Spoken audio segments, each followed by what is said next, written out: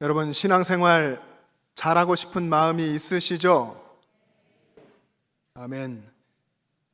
신앙생활 제대로 하고 싶은 마음 있으시죠? 여러분, 근데 신앙생활이 참 쉽죠? 신앙생활이 쉽습니다. 예수님만 믿으면 되니까 신앙생활이 쉽습니다. 그런데 또 신앙생활이라는 것이 참 어렵습니다. 신앙생활을 잘 해보려고 하면 할수록, 믿음에 대해서 알아가면 알아갈수록 신앙을 잘 모르겠고, 신앙생활이라는 것 알다가도 모르겠고, 잘하려고 하면 점점 어렵게 느껴지는 것이 또 신앙생활인 것 같습니다. 어느 신실한 집사님이 이런 고백을 했습니다. 목사님, 예전에는요, 신앙생활하는 게 참 쉬웠습니다. 굉장히 쉽게 생각이 됐는데 예수님을 오래 믿다 보니까 예수 믿는다는 것이 하나님 말씀대로 살고 말씀에 순종하는 것이라는 것을 알고 나니까 신앙생활이 참 어려워졌어요. 그런데 목사님, 그래도 예전보다 지금이 훨씬 더 행복하고 평안합니다. 이렇게 이야기하는 겁니다. 믿음이 무엇인지 고민하고 이제 알고 나서부터 믿기가 참 어려워졌다고 하는데, 그래서 삶이 고달퍼지고 괴로워져야 하는 것이 맞을 텐데 오히려 더 평안하고 더 행복하다고 하는 것, 이것이 신앙의 신비가 아니겠습니까? 이런 신앙의 신비요, 이 은혜를 누리시는 여러분 될 수 있기를 주님의 이름으로 축복합니다. 우리 다 신앙생활 하는데요, 예수님 믿는 것이 쉽게 느껴질 때, 그럴 때 언제입니까? 믿기는 믿는데 자기 중심적으로 믿을 때입니다. 자기가 살아서 자기 중심이 있고 자기 나름대로 신앙을 해석하며 사는 것이죠. 주일이면 예배 참석하고 필요하다고 하는 곳에 가서 봉사하면 그게 그리스도의 의무를 다한 거라고 생각합니다. 그 이외에는 주중에 일주일 내내 자신의 생각대로, 자기 중심대로 살아가고 자기 원하는 대로 그렇게 삽니다. 신앙생활을 자기 중심적으로 하니까 편한 것이 어쩌면 당연하죠. 기도도 그렇습니다. 기도도 내가 필요한 것, 내가 원하는 것, 내가 하고 싶은 것 하게 해달라고 하나님께 이야기하는 것, 그것이 기도인 거죠. 이런 것처럼 하나님을 자기 중심적으로 믿을 때, 여전히 자기 중심이 살아서 신앙생활을 할 때에는 신앙생활이 아주 쉽습니다. 그런데 이런 신앙생활이 믿음이 무엇인지를 바르게 깨닫고 나면 왜 이렇게 어려운 것인지, 신앙생활이라는 것이 왜 이렇게 힘든 것인지 느끼게 되죠. 믿음이라고 하는 것이 자기 중심에서 하나님 중심으로 그 중심이 옮겨진 것, 자기 삶의 축이 옮겨지는 것을 말하기 때문에 그렇습니다. 믿음이라는 것은 자기 편한 대로, 자기가 원하는 대로 사는 것이 아닙니다. 믿음은 자기 자신을 버리고 하나님의 말씀을 따라서 하나님 중심으로 사는 것입니다. 그렇게 하려니까, 믿음대로 살려고 하니까 거기에는 끊임없는 자기 중심인 나 자신과의 싸움이 있습니다. 이 싸움을 피할 수가 없는 것입니다. 이 싸움에서, 자기 자신과의 끊임없는 싸움에서 자기 중심이, 이 자신이 철저하게 실패하고 철저하게 죽어야만 하나님이 오셔서 하나님이 일하시고 하나님의 역사를 경험하게 되는 것입니다. 그래서 신앙생활이라고 하는 것은 자기 중심으로 살려고 하는 자신의 옛사람, 바울이 그랬죠. 옛사람, 겉사람, 이 옛사람이 계속해서 자기 생명이 죽고, 그리고 예수님에서 거듭나서 살아가는 새사람, 이 새사람 간의 싸움이 있는데 그 싸움에서 거듭난 새사람이 이기는 것, 그것이 믿음입니다. 그 싸움에서 이긴 사람만이 하나님 중심으로 살아갈 수가 있습니다. 그래서 신앙생활이라고 하는 것이 정말 예수님 사랑하면서 살려고 하면 점점점 어렵게 느껴지기도 하는 것입니다. 우리는 신앙생활을 오래도록 한 사람들일 겁니다. 여기 대부분 계신 분들이 예수님의 부르심을 받고 신앙생활을 하는데요, 신앙생활을 하면서 지금까지 신앙생활이라는 것이 이렇게 어려운 것이구나 느껴보지 못했다면 어쩌면 그 신앙생활 속에는 자기 자신과의 이기적이고 교만한 자기 중심과의 싸움이 어쩌면 없었는지도 모릅니다. 제대로 그 싸움을 해보지 않은 것이죠. 여기 계신 여러분들 가운데에 자기 자신과의 싸움이 시작되기를 주님의 이름으로 축복합니다. 근데 그렇게 어렵게 느껴지고 어렵게 여겨지는 신앙생활이 고달프기는커녕 오히려 예전에 비해서 더 행복하고 더 평안하다고 하는 이유가 무엇일까요? 그리스도인이 하나님 중심으로 살고 내 마음에 하나님을 모시고 산다고 하는 것은 하나님과 본래의 그 관계, 하나님과의 친밀한 그 사랑의 관계가 회복되었다는 것을 의미합니다. 그러면 하나님께서 하늘에서 내려주시는 하나님의 위로와 하나님의 평안과 하나님의 은혜와 하나님의 능력을 받는다고 하는 것이죠. 그래서 그 신앙생활이 몸은 힘들어도 기쁘고 즐겁고 감사하고 찬양이 나오고 또 즐겁게 되는 것입니다. 여러분, 이 신앙생활에는 어쨌든 자기 죽음이 전제되는 것입니다. 자기 생명의 죽음이 있어야 하는 것입니다. 오늘 본문에서 여러분 보시면요, 예수님께서 말씀하시는데 자기 죽음에 대해서 이야기하십니다. 오늘 요한복음 12장 23절부터 26절까지를 읽었는데 그 앞쪽에 여러분 성경을 펼쳐보시면 예수님이 예루살렘에 입성하십니다. 예루살렘 성에 입성하시는데 마치 왕의 대관식처럼 입장하십니다. 수많은 따르는 군중들이 예수님을 환호하죠. 종려나무 가지를 손에 들고 호산나 찬송하리로다 다윗의 자손이여 이스라엘 왕이시여 하고 왕으로서 높입니다. 왕으로서 환호를 받으면서 나귀 새끼를 타고 겸손하게 예루살렘 성에 입성하십니다. 왕처럼 입성하시는 거지만 사실은 고난의 현장을 향해 죽으러 가시는 왕입니다. 그분은 이스라엘 왕이시고 우리의 왕이신데 예루살렘 성에 고난받고 죽으러 들어가시는 것입니다. 명절이 됐습니다. 이방의 헬라인 몇 사람이 예수님을 찾아옵니다. 예수님 말씀하시죠. 이젠 때가 됐다. 여러분 23절에 보시면 예수께서 대답하여 이르시되 인자가 영광을 얻을 때가 왔도다. 인자가 영광을 얻을 때가 왔도다. 영광을 얻는 때는 십자가의 때입니다. 예수님이 지금까지 걸어오신 절정을 향해 오신 바로 그때 십자가에서 고난받고 죽으시는 때 모든 사람 온 인류를 구원하시는 그때가 이제 왔다 하는 것입니다. 자신의 죽음이 가까이 왔다 말씀하시면서 제자들에게 이야기하십니다. 제자들을 다시 부르시는 겁니다. 여러분 26절에 그 부르심이 있는데 26절 말씀을 한번 같이 읽어보겠습니다. 26절 시작. 사람이 나를 섬기려면 나를 따르라. 나 있는 곳에 나를 섬기는 자도 거기 있으리니 사람이 나를 섬기면 내 아버지께서 그를 귀히 여기시리라. 아멘.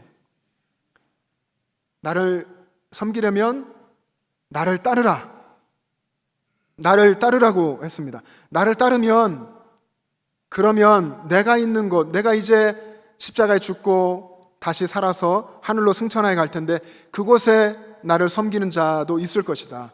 그리고 내 아버지 하나님께서 그를 귀하게 여기실 것이다 약속하십니다.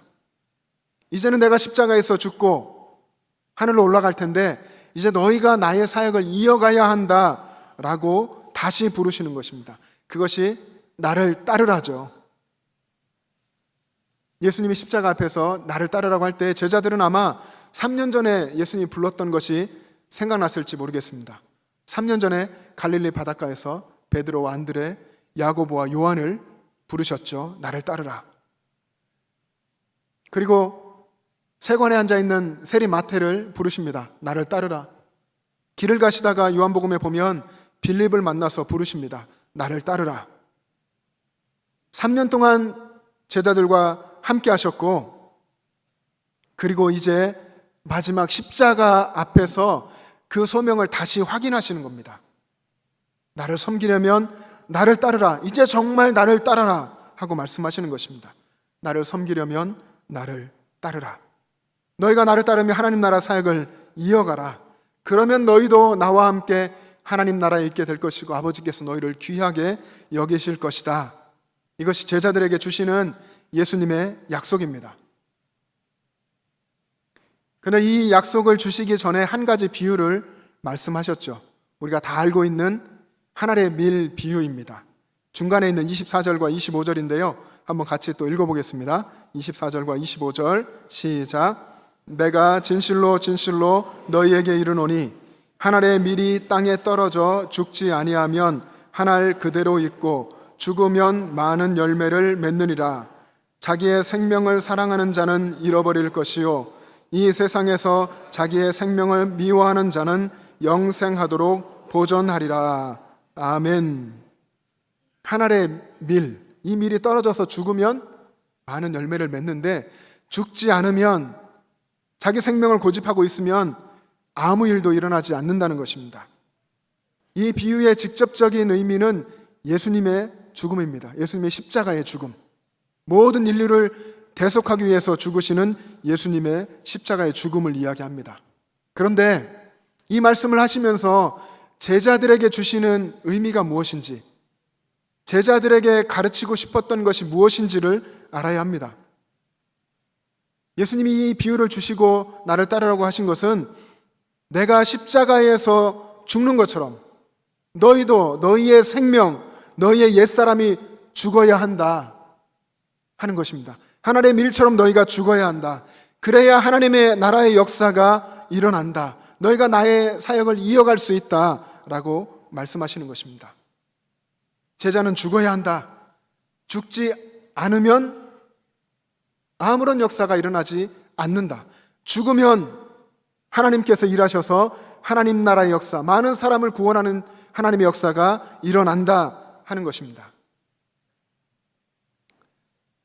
그런데 여러분, 2000년 전에 제자들에게도, 그리고 그로부터 2000년 후 지금 여기서 예배하는 우리들에게도 똑같이 가지고 있는 공통의 문제가 있습니다.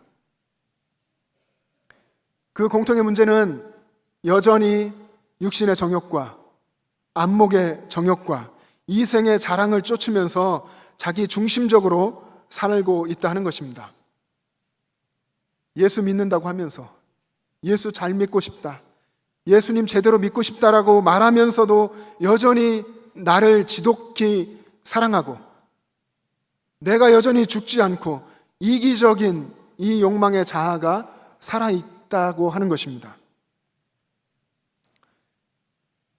여러분, 본래 사람은 하나님 중심으로 살도록 창조되었고 하나님 중심으로 살고 있었습니다. 에덴 동산에서 하나님만을 높이고, 창조주 하나님만을 높이고 하나님만을 예배하고 하나님만을 사랑하고 하나님과 교제하며 살았습니다. 그런데 사람이 범죄해서 하나님과의 그 샬롬의 관계를 깨뜨렸고 그 관계가 깨지면서 타락한 인간의 모습이, 타락한 인간의 가장 큰 특징이 자기 중심성입니다. 자기가 왕이 되는 것입니다. 자기가 하나님 되는 것입니다. 하나님께 불순종하고 교만하고 스스로 왕이 되고 하나님이 되어서 하나님을 떠난 자기 중심성이 우리 타락한 인간 가운데 있습니다.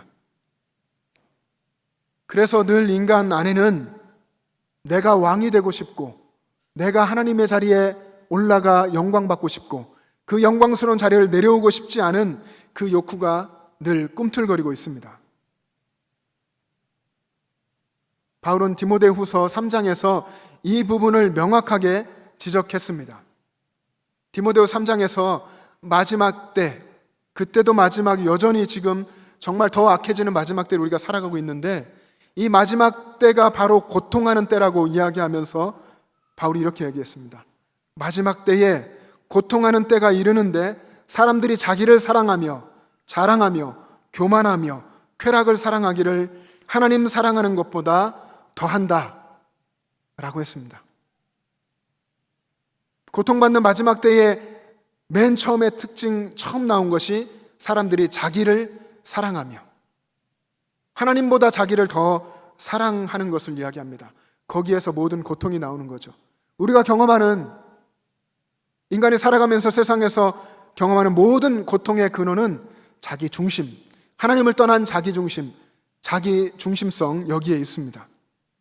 피조물인 인간이 하나님을 사랑하지 않고 자신을 사랑하고 자기 자신만을 위하고 자기 자신이 중심되어서 스스로 왕이 되는 것, 그 깨진 관계 때문에 사람은 고통을 당하는 것입니다. 그런데 여러분, 우리가 세상을 살죠. 오래도록 살아왔고 또 오늘 예배당을 나가면 또 세상의 사람들과 부딪히며 세상의 흐름과 가치관 속에 들어가서 우리가 삽니다. 세상에 우리가 경험하게 된 이 자기 중심이라고 하는 것은 어떤 때는 정말 아주 미묘한 덫입니다. 내가 좋아하는 것을 거기다 놓고 거기에 걸려들게 하죠. 사단이 그렇게 사용하는 것이 자기 중심입니다. 포기하기 힘든, 정말 포기하기 힘든 달콤한 유혹 같은 것이 자기 중심성입니다. 덫에 걸리거나 유혹에 빠지면 거기서 헤어나오기가 힘들죠. 마찬가지로 사람이 자기 중심적인 욕망을 추구하면 거기에서 순간적인 어떤 만족을 받기는 합니다. 그러나 그런 삶의 결국은 왕이신 하나님을 떠나서 끊임없이 어둠으로, 끊임없이 방황하며 마지막을 향해서, 타락을 향해서, 종말을, 심판을 향하여서 달려가게 되는 것입니다. 예수님은 제자들의 이런 중심을 다 보셨고 십자가 앞에서도 두려워하고 앞으로 배신할 것이고 여전히 무지하고 약한 제자들을 아시면서 제자들의 소명을 다시 한번 확인하십니다. 나를 따르라. 너희의 왕인 창조주 하나님을 따르라. 너희의 왕인 예수 그리스도 나를 따르라 하고 제자들을 다시 부르시는 것입니다. 자기 중심적인 삶을 이제 끝내고 너희 자신을 십자가에 못 박고 나를 따르라고 하신 예수님을 따라서 살아가라 하는 것입니다. 여기는 우리 모두가 다 예수님의 부르심을 받고 신앙생활을 하고 있습니다. 그러나 여전히 우리 안에, 저도 그렇고요, 우리 안에 여전히 약한 부분들이 있습니다. 넘어지고 쓰러지고 없어지지 않는, 주님 앞에 붙들고 눈물 흘리며 기도해야 되는 자기 중심이 있습니다. 그럼에도 주님은 여러분을 다시 부르십니다. 다시 주님을 따르고 예수를 왕으로 모시고 살아가는 그 삶으로 여러분을 부르시고 초청하시는 것입니다. 나를 따르라. 여러분 그 마음 중심에 주님의 이 음성이 들리게 되기를 주님의 이름으로 축복합니다. 이기적인, 끈질긴 그 자기 중심적 옛 자아의 죽음을 여러분 믿음으로 선포하시기를 바랍니다. 예수님이 왕 되신, 내 삶에 예수님이 드러나고 예수님이 왕 되시는 새 삶으로 부르시는 그 부르심에 응답할 수 있기를 바랍니다. 사랑하는 여러분, 지금 여러분 앞에 선택의 갈림길이 여러분 어쩌면 있습니다. 어떤 갈림길이냐면 내가 이제 죽느냐, 내가 죽을 것이냐, 아니면 내가 죽지 않고 내 중심으로 살아갈 것이냐, 내가 예수님을 왕으로 모실 것이냐, 아니면 내가 왕이 될 것이냐 하는 선택의 갈림길에 있습니다. 여러분, 우리가 잘 알듯이 신앙에는 중간지대라는 것이 없습니다. 신앙은 믿음으로 어느 한쪽을 선택해야 되는 것입니다. 성경 속에 그런 이야기들이 끊임없이 나오는데요, 특별히 엘리야의 이야기를 아실 겁니다. 850명의 이방 선지자들과 대결을 할 때에 백성들에게 이야기합니다. 너희가 어느 때까지 두 사이에서 머뭇머뭇하려느냐? 여호와가 만일 하나님이면 그를 쫓고 바알이 만일 하나님이면 그를 쫓을지니라. 하나님이냐 우상이냐 선택하라 하는 것입니다. 여러분, 성경의 마지막 요한계시록에 보면요, 소아시아의 7교회 중에 라오디게아 교회가 있습니다. 사도 요한을 통해서 주님께서 말씀하십니다.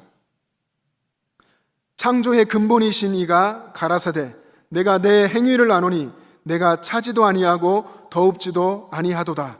내가 차든지 더웁든지 하기를 원하노라. 내가 이같이 미지근하여 더웁지도 아니하고 차지도 아니하니 내 입에서 너를 토하여 내치리라. 차든지 덥든지 결단하고 선택하라 하는 것입니다. 신앙이라는 것은 이 선택에서 하나님께로 돌아가는 것입니다. 하나님 중심으로 돌아가는 것입니다. 본래 우리가 있었던 하나님 중심의 삶을 회복하는 것입니다. 하나님을 나의 왕으로 모시고 살아가는 삶, 그런 삶 전체가 신앙 생활입니다. 하나님을 왕으로 모시고 나를 위해 십자가에 죽어주셨다가 다시 살아나셔서 하늘에 올라가신 예수 그리스도를 내 인생의 왕으로 모시고 살아가는 그 삶, 내가 사는 것이 아니라 주님께서 사시는 그 삶이 얼마나 기쁘고 즐겁고 은혜가 넘치겠습니까? 그런 삶을 여러분 살아갈 수 있기를 주님의 이름으로 축복합니다. 그런데 세상은 끊임없이 우리에게 얘기합니다. 자기 자신이 최고라고, 내가 최고라고, 자기 자신이 우주의 중심이라고, 그래서 자신을 사랑하고 자신을 아끼고 자기 중심으로 살라고 세상은 가르칩니다. 우리의 자녀들은 더 큰 음성을 듣습니다. 세상이 끊임없이 그렇게 이야기합니다. 네가 소중하다, 네가 중심이다, 네가 좋으면 된다.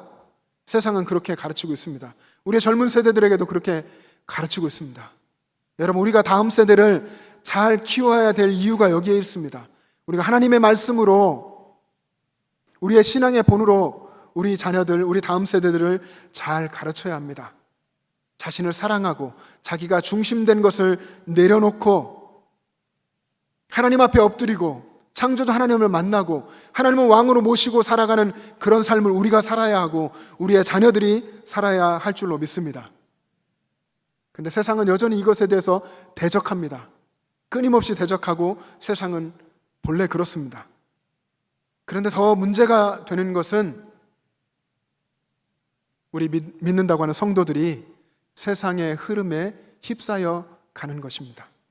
예수 믿는다고 하면서 주일은 예수 믿는 것 같은데 주중엔 나가서 세상과 똑같이 살아가는 것, 그렇다면 그것이 너무나 큰 문제가 될 것입니다. 여러분, 제자의 표지는 무엇입니까? 어떤 사람이 제자입니까? 믿는다고 하는 것이 무엇입니까? 말씀드린 것처럼 제자라면, 믿는 사람이라면 그 사람의 삶의 방향과 인생의 축이 바뀐 것입니다. 자기 중심으로 살던 것이 하나님 중심으로 그 축이 완전히 옮겨진 사람이 예수님의 제자입니다.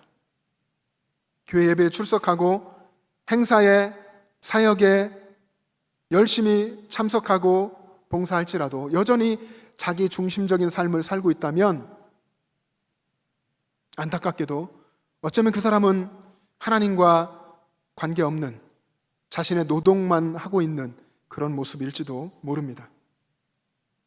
예수를 믿는다고 하는 것은 자기 중심적이던 옛사람, 옛 자아의 이 삶의 축을 예수님 중심으로, 하나님 중심으로 완전히 바꾸는 것을 이야기합니다.